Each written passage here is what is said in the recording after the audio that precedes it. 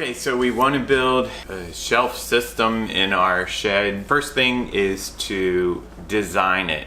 And it all depends how intricate it's going to be, whether you spend a lot of time or a little time on a design. We decided to only spend 10 minutes maybe on the design. And so the first thing you think of is just putting it on a napkin or a used envelope. So that's what we did in this case. We put it on a used envelope, just sketched it out.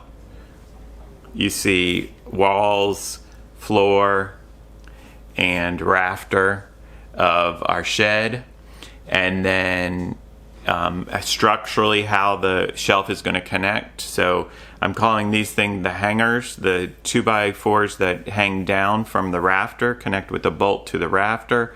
And then the supports that run into the wall studs, and then the runners that sit on top of the supports. We're doing it all with 2x4. There's probably some better options, maybe 1x lumber or whatever, but easiest to think about is just 2x4. So that's the design, just put on an envelope, and then we take that and we create a parts list, so we know what we need to buy from the store.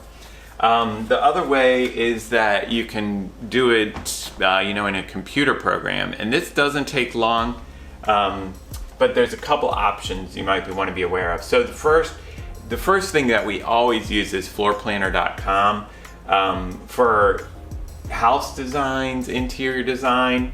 It's very easy to place, a great looking bed, as you can see here, or the bathroom with the toilet and the tub, but you can usually get the right dimensions of a tub or a shower or a queen bed, king bed. This does have a 3-dimensional aspect to it. It's great for the 2-dimensional floor plan looking from above, but it also can easily convert to a 3-dimensional.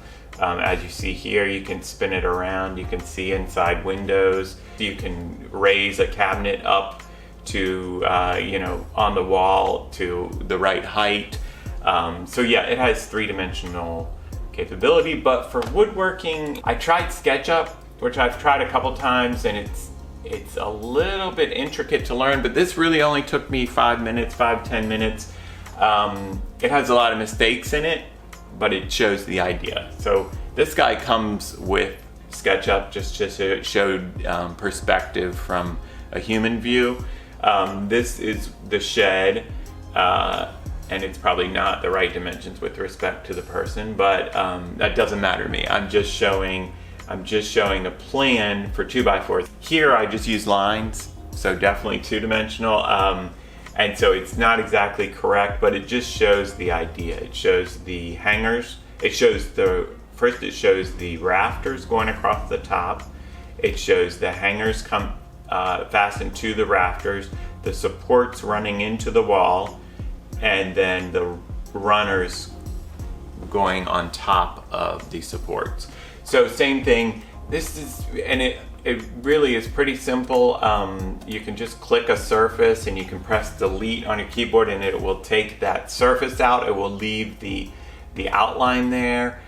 It was pretty simple, pretty quick.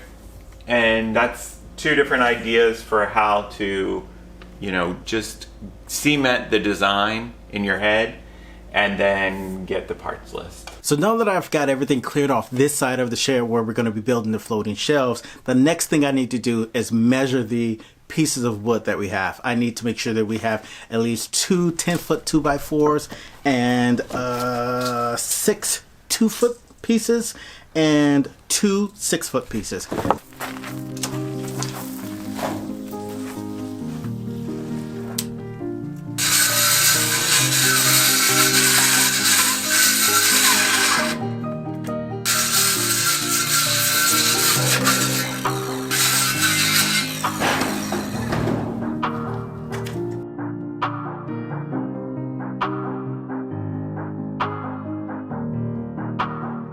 Alright, so I've got my legs cut, got my 10-foot, I call it the front, whatever, that's cut, and the 2-foot braces, they're all cut.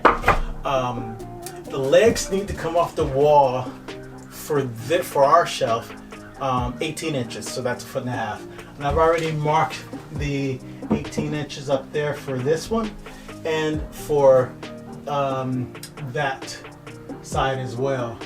It's now or never.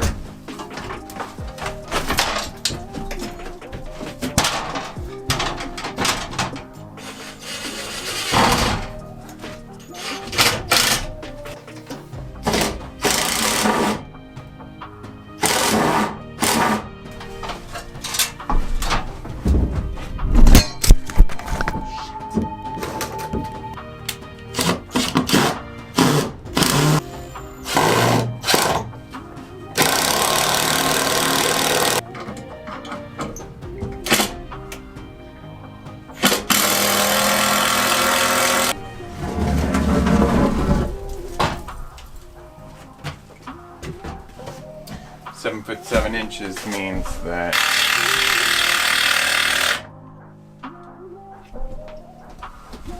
we can fit a whole bunch of junk on this shelf now, which is great. Now you just need to clean up your mess. Oh no. Look at Well, I that. have a nice shelf to put it all on. Okay, I'm gonna put bolts through the, what I'm calling the hangers, the 2x4s that are hanging from the rafter. I think those, especially these front ones, because they're sort of centered in the middle of this shelf we built, those will be the most important ones, hold the most weight. And so I'm going to put, we have a couple of bigger bolts and a few smaller bolts. So I'm going to put the 2 biggest bolts through the 2 hangers that are in the middle of the shelf. So question, you know how we got the quarter bolts and then the 5/16? Right. Which one is this bit for? The 5.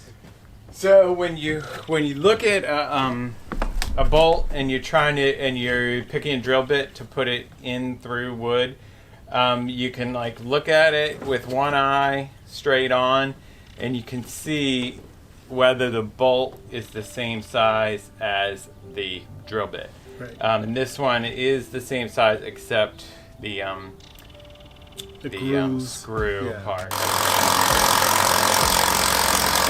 So let me explain this to everybody. It's pretty interesting. When you're putting a bolt in a place that might vibrate loose or back itself out, unscrew itself, essentially you can use, instead of flat washers, which are normal washers, a little disc with a little hole, it's like a donut, it's like a metal donut. You can use lock washers, which are a donut, but they're sliced and offset on one side. Those are lock washers, and when they pull in, they're supposed to not back out. But then you can also, right now on this project, what I'm using is, what's it called? Stop nuts. I think nylon stop nuts. So it's a normal nut, a metal screw hole, which is a nut that screws onto a bolt. But at the end it has nylon in it, this little ring of plastic, where you can't hand tighten it on there. And so that's what Darrell was asking about. I can't screw these all the way on. They do screw all the way on, but they take force, and so you have to use, it's more than just hand tightening. You have to use either a wrench or something electric.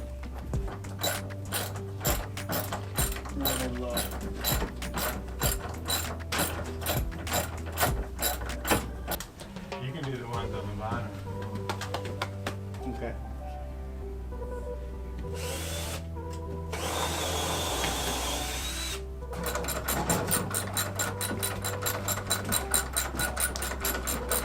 I feel organized, but not that I organized, but that you organized.